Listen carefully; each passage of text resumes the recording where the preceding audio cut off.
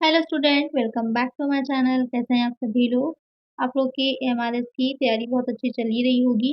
इसमें मैं आप लोग के लिए जो प्रीवियस ईयर में जो 2023 में आप लोग का पेपर हुआ था उससे रिलेटेड अलग अलग क्वेश्चंस जो है प्लेलिस्ट के अकॉर्डिंग मैं लेकर के आप लोग के लिए आ रही हूँ। चाहे टीचिंग एप्टीट्यूड हो, आईसीटी हो, आपका जनरल अवेयरनेस हो, हिंदी हो, रीजनिंग हो, सारी ही आपके प्रीवियस ईयर के क्वेश्चन, टीजीटी पीजीटी, अलग अलग जो आपके पेपर्स हुए थे, चाहे वो टीचिंग पोस्ट हो, नॉन टीचिंग पोस्ट हो, सभी के क्वेश्चंस मैं आप लोग के लिए लेकर के आ रही हूँ कि आपको एक ही प्लेलिस्ट में सारे ही क्वेश्चन पेपर मिल जाएंगे इजीली, जिससे कि आपको आसान रहेगा कि ये देखना है कि किस तरह के क्वेश्चन आए थे और साथ ही आपकी तैयारी कैसी होनी चाहिए, किस लेवल के क्वेश्चन हैं। तो आज जो पेपर हम सॉल्व करेंगे वो आपका टीजीटी का रहेगा। पीजीटी का पेपर मैं पहले ही आप लोग को सॉल्व करा चुकी हूँ जनरल अवेयरनेस का। अगर नहीं देखा है जरूर से देख लीजिए, प्लेलिस्ट अलग से बनी हुई है। इस वीडियो के डिस्क्रिप्शन में लिंक मिल जाएगा आपको। तो टीजीटी, उसके अलावा जो टीजीटी लाइब्रेरियन था या फिर आपकी जो नॉन टीचिंग की जो पोस्ट आई थी, उन सब में ही जो क्वेश्चन पूछे गए होंगे जनरल अवेयरनेस से रिलेटेड, वो सारे ही मैं आप लोग को कराऊंगी, जिससे कि आपको आइडिया लगेगा कि कहाँ कहाँ से किस किस टॉपिक से क्वेश्चन पूछे जाते हैं। तो आइए शुरू करते हैं, लेकिन शुरू करने से पहले अगर देख रहे हैं वीडियो को सब्सक्राइब नहीं किया है तो जल्दी से सब्सक्राइब कर लीजिए। ये सारी वीडियोस आपके लिए फ्री ही हैं, किसी तरह का कोई पेमेंट नहीं करना है आपको। काफ़ी मेहनत लगती है सारे क्वेश्चन को ढूंढना, उसके बाद आप लोग को एक एक चीज़ को डिटेल में बताना। तो प्लीज़ सब्सक्राइब ज़रूर से कर लिया करिए और ज़्यादा से ज़्यादा वीडियोस को शेयर कर दिया करिए। आप लोग इसी तरह की हेल्प मैं आप लोग के करती रहूँगी। इसके लिए एमआरएस है, अभी केवीएस की वैकेंसी आने वाली है, एनवीएस की है, तो सभी के प्रीवियस ईयर आप लोग के लिए लेकर के आएंगे। तो आइए शुरू करते हैं इसमें और फर्स्ट क्वेश्चन लेते हैं। विच of the following is an example of a permanent executive in India. निम्नलिखित में से कौन सा भारत में एक स्थायी प्रशासक का उदाहरण होता है। Central cabinet minister, government of state, a civil servant, the prime minister of India. Question कह रहा है आपसे कि इसमें से कौन सा जो है एक स्थायी प्रशासक। तो प्रशासक की व्यवस्था अगर हम देखें तो दो स्तरीय होती है, दो तरह के रहते हैं। कौन कौन से हो जाते हैं, एक जो रहता है फर्स्ट वाला आपका वो राजनीतिक होते हैं, पॉलिटिकल होते हैं। राजनीतिक कार्यपालिका भी कह सकते हैं या फिर पॉलिटिकल भी कह सकते हैं आप। इसमें किस तरह के आएंगे, ये जो आपकी कैबिनेट मंत्री होते हैं, प्रधानमंत्री हैं, जो कि 5 वर्ष के लिए चुने जाते हैं, जिनका कार्यकाल जो होता है वो 5 ईयर्स का होता है। और दूसरे आ जाते हैं जो स्थायी होते हैं, परमानेंट वाले होते हैं। परमानेंट में कौन से आ जाते हैं, जिनको की जनता नहीं चुनती, आप और हम नहीं चुनते हैं, वो एग्जाम्स होते हैं उसके, उसको एग्जाम्स के थ्रू आते हैं, जैसे कि कौन से आईएएस हो जाएंगे या फिर जो आईपीएस होते हैं। इनकी ये जो होते हैं ये स्थायी होते हैं, यानी कि इनका क्या होता है कि जो नियुक्ति की अवधि होती है, जो उनका 60-62 है, जिस पर भी इनकी रिटायरमेंट की एज होती है तब ये रिटायर होते हैं। बाकी इनका ट्रांसफर अलग अलग होता रहता है, लेकिन रिटायरमेंट की जो जो होती है तब वहाँ पर रिटायर होते हैं, ये फिक्स होते हैं, स्थायी कहलाते हैं। तो यहाँ पर जो ऑप्शन आपके दे रखे हैं, स्थायी प्रशासक कौन सा हो जाएगा, लोक सेवक। इन्हीं को ही सिविल सर्वेंट कहा जाता है, सिविल परीक्षा बोला ही जाता है, सिविल एग्जामिनेशन बोला जाता है, सिविल सर्विसेज, तो लोक सेवक हो जाएगा। करेक्ट आंसर होगा ऑप्शन थर्ड वाला। तो कितना इजी सा क्वेश्चन था, लेकिन यहाँ पर आपको दोनों ही लेवल मैंने समझा दिए, जिससे कि आपको कोई भी क्वेश्चन अगर अब बनता है तो आपको समझ में आ जाएगा कि क्या आपसे पूछ रहा है। चलिए नेक्स्ट क्वेश्चन है, विच of the following industrialist was awarded the Padma Bhushan 2023 in the field of the trade and industry. व्यापार और उद्योग के क्षेत्र में वर्ष 2023 का पद्म भूषण पुरस्कार निम्नलिखित में से किस उद्योगपति को प्रदान किया गया है। यहाँ 2023 की बात हो रही है, 2025 का किसको मिला था वो भी मैं आपको बताऊंगी। मुकेश अंबानी, कुमार मंगलम बिरला है, या फिर अदार पूनावाला, या फिर गौतम अडानी। तो यहाँ पर किसको दिया गया था 2023 में, जो इंडस्ट्रियलिस्ट जो थे, इनको ट्रेड एंड इंडस्ट्री की फील्ड में मिला था पद्म भूषण जो था, वो थे आपके कुमार मंगलम बिरला को दिया गया था। एक आंसर क्या हो जाएगा हमारा, ऑप्शन बी। अगर 2025 की बात करें कि 2025 में किसको दिया गया है, किस क्षेत्र में, ये आपका ट्रेड एंड इंडस्ट्री के ही क्षेत्र में, तो कौन कौन है वो, उनका नाम जो है वो यहाँ पर मैं लिख देती हूँ, जिससे कि आपको क्लियर हो जाएगा। उनका नाम यहाँ पर है नल्ली कुपुस्वामी। प्रोनाउंसिएशन में अगर थोड़ी सी मिस्टेक हो तो सॉरी, क्योंकि थोड़े से नाम डिफिकल्ट होते हैं बोलने में। नल्ली कुपुस्वामी चेट्टी, इनको दिया गया है जो 2025 का है ट्रेड एंड इंडस्ट्री से रिलेटेड पद्म भूषण पुरस्कार, जो इंडस्ट्रियलिस्ट है। तो एक आंसर जो है यहाँ पर जो आपसे पूछा गया था 2023 का, कुमार मंगलम बिरला थे, 2025 में इनको मिला है। देख के याद कर लीजिए, हो सकता है इस बार आपसे इस बार के बारे में पूछ लिया जाए कि 2025 का किसको मिला है, तो वहाँ पर आपको पता होगा। और पद्म भूषण से रिलेटेड हैं या फिर इसके अलावा जो साहित्य है, इस सब में जो पुरस्कार मिलते हैं उनको ज़रूर देखिएगा। प्रीवियस ईयर में क्वेश्चन आपके पूछे गए, तो इस बार भी अगर उसी के बेस पर आपके क्वेश्चन बनते हैं, तो इस बार भी आपके ये 100% पूछे जाने हैं। When an ant bites a human, what does it inject into the human skin? जब कोई चींटी किसी व्यक्ति को काटती है, तो वह उसकी त्वचा के भीतर क्या डालती है? यानी कि सोडियम हाइड्रोजन कार्बोनेट या फिर जिंक कार्बोनेट, कैलमाइन घोल या फिर फॉर्मिक एसिड। तो यहाँ पर जो क्वेश्चन आपसे कह रहा है कि जब चींटी होती है, आप लोग की देखा होगा, जब भी जो चींटी होती है तो बहुत छोटी सी, लेकिन अगर वो बाइट करती है, काट लेती है, तो वहाँ पर एकदम से जलन सी होने लगती है, हमको फील होती है।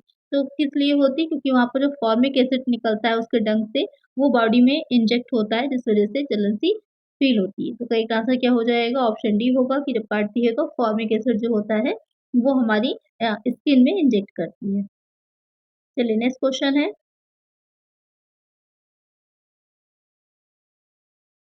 Which of the following statement is correct in relation to the right of children to free and compulsory education act 2009? यहाँ पर जो निःशुल्क और अनिवार्य बाल शिक्षा का अधिकार अधिनियम 2009 आरटीई है, उसके बारे में आपके 4 स्टेटमेंट दे रखे हैं, आपसे कह रहा है कौन-सा करेक्ट है। Elementary education in this act is defined as education from class 1 to 6। इस अधिनियम में प्रारंभिक शिक्षा को कक्षा 1 से 6 तक की शिक्षा के रूप में परिभाषित किया गया है। तो प्रारंभिक शिक्षा जो होती है, प्राइमरी एजुकेशन 1 से 6 नहीं होती, 1 से 5 होती है। दूसरा कह रहा है the act provides for the free education to all children up to age of 16। अधिनियम सभी बालकों को 16 वर्ष की आयु तक निःशुल्क शिक्षा का प्रावधान करता है। तो 16 वर्ष की आयु नहीं है, कितनी आयु हो जाती है? 6 से 14 वर्ष के जो बच्चे होते हैं उनकी आयु के लिए होती है, और जो स्पेशल चाइल्ड्स होते हैं उनके लिए 6 से 18 वर्ष तक है। फिर थर्ड वाला है कि इस अधिनियम के अनुसार किसी भी बालक को आयु के प्रमाण के अभाव में विद्यालय प्रवेश देने से इनकार नहीं किया जा सकता। No child is denied admission in a school according to this act for the lack of age proof. तो ये वाली बात सही है। ये जो आरटीई आपका एक्ट आया था, इसमें ये चीज़ कही गई थी कि किसी को भी आयु के प्रमाण अगर उसके पास नहीं है, उसके बेसिस पे आप पर एडमिशन देने से आप मना नहीं कर सकते। नेक्स्ट है the act applies to the whole of India except the state of Jammu and Kashmir. कि ये अधिनियम जो है जम्मू और कश्मीर राज्य को छोड़कर समस्त भारत पर लागू होता है। तो यहाँ पर जो करेक्ट कौन-सा ऑप्शन है? तो यहाँ पर थर्ड वाला जो दे रखा है, no child is denied admission in a school according to this act for the lack of age proof. ये किसी भी बच्चे को अगर एज प्रूफ की नहीं है उसके पास, तो उस वजह से स्कूल में एडमिशन देने से रोका नहीं जा सकता।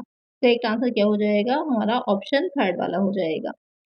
और ये एक्ट कब से लागू हुआ था? तो ये एक्ट जो था वो 1 अप्रैल, ये भी क्वेश्चन आपका बन सकता है। तो ये 1 अप्रैल 2010 से आपका लागू किया गया था। जिस टाइम पर इसको लागू किया गया था, तो ये जम्मू-कश्मीर में नहीं हुआ था, बाकी पूरे देश में हुआ था, लेकिन बाद में जम्मू एंड कश्मीर राज्य में भी ये लागू हो गया है। तो अभी की अगर बात पूछा जाए, तो यहाँ पर जो 4th वाला पॉइंट है कि अधिनियम जम्मू और कश्मीर राज्य को छोड़कर समस्त भारत पर लागू होता है, तो अब ऐसा नहीं है। अब ये पूरे इंडिया पर लागू होता है। वैसे भी अब तो जम्मू-कश्मीर में धारा 370 जो थी, वो हटाई जा चुकी है। तो अब जितने भी एक्ट आते हैं या जो कुछ भी होगा, वो सब इस पर भी लागू ऑलरेडी हो ही जाएगा, क्योंकि अब ये पूरी तरह से इसका अलग कोई प्रावधान नहीं है, एक ही उसमें शामिल किया जा चुका है। चलिए नेक्स्ट क्वेश्चन है, Alamgirnama is the chronicle of the reign of which of the following Mughal emperor? Alamgirnama जो है निम्नलिखित में से किस मुगल बादशाह के शासन का इतिहास है? जहांगीर का, शाहजहां का, औरंगजेब का, बहादुर शाह जफर का। जो आलमगीरनामा है वो किससे रिलेटेड है? ये औरंगजेब का है। एक आंसर क्या हो जाएगा? ऑप्शन थर्ड वाला हो जाएगा। In which country is the first ever Indian Institute of Technology (IIT) campus outside India going to be set up? भारतीय प्रौद्योगिकी संस्थान जो आईआईटी है का भारत से बाहर पहला कैंपस किस देश में स्थापित किया जाएगा? साउथ अफ्रीका में, तंजानिया में, घाना में या फिर नाइजीरिया में? तो आईआईटी मद्रास जो है, ये भी नाम आप ध्यान में रख सकते हैं। जो आईआईटी मद्रास है वो स्थापित कर रहा है, कहाँ पर किया गया था? तंजानिया में किया गया था। तो इसका आंसर क्या होगा? ऑप्शन बी हो जाएगा। 2023-24 से वहाँ पर इसको स्थापित किया जा चुका है, उसके कोर्सेज़ चल रहे हैं। तो इसका आंसर हो जाएगा ऑप्शन बी। तो ये आपका करंट अफेयर से रिलेटेड है, जो उस टाइम पर 2023 में था। अभी की जो इम्पोर्टेंट चीज़ है उसको देख लीजिएगा, क्योंकि आपके एग्ज़ाम में वही पूछी जानी है। करंट अफेयर्स जिसे कहा जाता है, उसको देख लीजिएगा। पिछले 3 से 6 महीने के आप देख लेंगे, सफिशिएंट होंगे। 3-4 क्वेश्चन ही आने होंगे उससे रिलेटेड, ज़्यादा नहीं पूछेगा। तो वहाँ पर आप देख सकते हैं उसे भी। नेक्स्ट क्वेश्चन है, the longitudinal valley lying between lesser Himalaya and the Shivalika are known as? लघु हिमालय और शिवालिका के बीच पड़ने वाली देशांतरी घाटी कहलाती है? पूर्वांचल, दून, कुल्लू या फिर पीरपंजाल श्रृंखला? तो लघु हिमालय और शिवालिका के बीच में जो आती है उसको दून कहा जाता है। तो एक आंसर क्या हो जाएगा? ऑप्शन बी हो जाएगा। जो हिमालय है उसको 4 भागों में बाँटा जाता है। हाँ, किस तरह के 4 भाग हैं? तो पहला हो जाता है ट्रांस हिमालय, इसको भी याद रखिएगा, पूछ सकता है आपसे एग्ज़ाम में। तो पहला हो जाता है आपका ट्रांस हिमालय, सेकंड वाला हो जाता है बृहद हिमालय, थर्ड वाला हो जाएगा लघु हिमालय, सबसे लास्ट में क्या आ जाता है? बाह्य हिमालय आ जाता है। तो इस तरह से इसको बाँटा जाता है। तो इसको भी ध्यान में रखिएगा, पूछ सकता है कितने भागों में? तो 4 भागों में होता है। चलिए नेक्स्ट क्वेश्चन है। नेक्स्ट क्वेश्चन है according to the economic survey of India 2022-23 the gross enrollment ratio in school has seen a decline in 2021-2022 in comparison with 2013 to 14 for which of the following levels? यहाँ पर कह रहा है कि भारत के आर्थिक सर्वेक्षण जो 2022-23 के अनुसार निम्नलिखित में से किसी स्तर पर 2013-14 की तुलना में 2021-22 में विद्यार्थियों में सकल नामांकन अनुपात में गिरावट देखी गई है। प्राइमरी में, अपर प्राइमरी में, सेकेंडरी में। तो उसके बाद आपको चूज़ करना है, हो सकता है तीनों में हुई हो सकता है किसी एक में या किसी 2 में हुई हो। तो यहाँ पर अगर हम बात करें 2013-14 की तुलना में 2021-22 में जो गिरावट आई है वो प्राइमरी में आई है। प्राथमिक में देखने को मिलती है, तो एक आंसर ए होगा। नीचे आपके फूड दे रखे हैं यानी कि कोट्स दे रखे हैं, उसके अकॉर्डिंग यहाँ पर ओनली ए वाला जो होगा वो हमारा करेक्ट हो जाएगा। तो एक आंसर हो जाएगा ऑप्शन ए। बहुत ही सिंपल सा क्वेश्चन था, लेकिन आपको डेटा जो होगा वो देखना पड़ेगा कि क्या अभी करंट में है, उसी के अकॉर्डिंग आपका आंसर होगा। यहाँ पर आपको मैच करना है, ऐतिहासिक महत्व के स्थल दे रखे हैं, आपको देखना है इसमें से कौन-सा जो है वो करेक्ट है, यहाँ पर करेक्ट पूछा गया है, कौन-सा सही सुमेलित है। तो ये 4 ऑप्शंस आपके दे रखे हैं। तो इसमें अगर हम देखेंगे तो पहला वाला जो है वर्साय है जर्मनी, सेंट पीटर्सबर्ग है इंग्लैंड, न्यूरेमबर्ग है फ्रांस या और रिवोनिया है दक्षिण अफ्रीका। तो यहाँ पर जो मैच कर रहे हैं हिस्टोरिक सिग्निफिकेंस के लिए तो आपका रिवोनिया है दक्षिण अफ्रीका से, साउथ अफ्रीका से मैच कर रहा है। बाकी तीनों ही गलत हैं। अगर इन तीनों को देखें कि इनमें क्या आपस में सही मैच कर रहा है, क्योंकि हो सकता है इस बार आपसे इसके बारे में पूछ ले। तो जो वर्साय है वो किससे रिलेटेड है? वो फ्रांस से हो जाएगा। सेंट पीटर्सबर्ग जो है वो किससे हो जाएगा? वो रूस से होगा। यहाँ पर रूस के बारे में नहीं दे रखा है, ये जो होगा वो रूस से होगा। और न्यूरेमबर्ग जो है वो किससे हो जाता है? वो आपका जर्मनी से होगा। तो इसको याद रख सकते हैं आप। हो सकता है इस बार इससे रिलेटेड क्वेश्चन आपका बन जाए, तो इसको भी ध्यान में रखिएगा। चलिए नेक्स्ट क्वेश्चन है। यहाँ पर आपसे पूछ रहा है कि which of the following women's hockey teams won the Torneo del Centenario 2023 title? यहाँ पर कह रहा है कि निम्नलिखित में से किस महिला हॉकी टीम ने ये जो 2023 का खिताब था जीता था? स्पेन ने, इंग्लैंड ने, पीपल्स रिपब्लिक ऑफ चाइना ने या फिर इंडिया ने? तो ये जो खिताब था 2023 में इंडिया ने जीता था, भारत ने जीता था 3-0 से। 3-0 से इस टाइटल को इंडिया ने जीता था। तो इस बार के जो भी हुए होंगे आस-पास में अभी पिछले 6 महीने के अंदर उसको देख लीजिएगा, क्योंकि वो आपके इस बार के पेपर में 2025 में पूछे जाएँगे।